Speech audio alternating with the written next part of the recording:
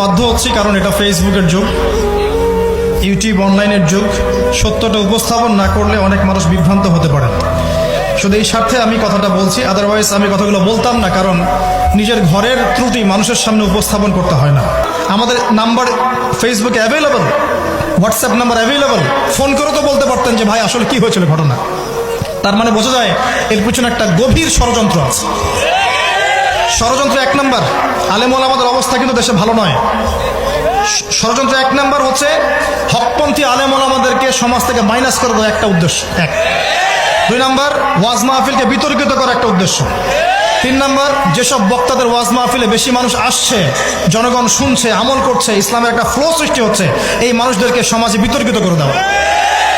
এবং এই কাজগুলোর মধ্য দিয়ে কারা তাদের এজেন্ডা বাস্তবায়ন করছে আপনারা খুব ভালো করে খেয়াল করে নেবেন।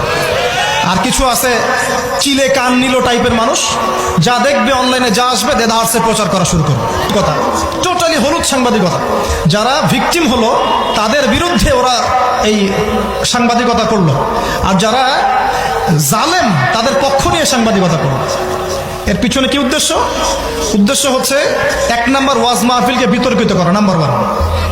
এক নাম্বার উদ্দেশ্য, ওয়াজ মাহফিলের যে চলমান সিলসিলা বাংলার মাটিতে চলছে, এই চলমান সিলসিলাকে বিতর্কিত করা একটা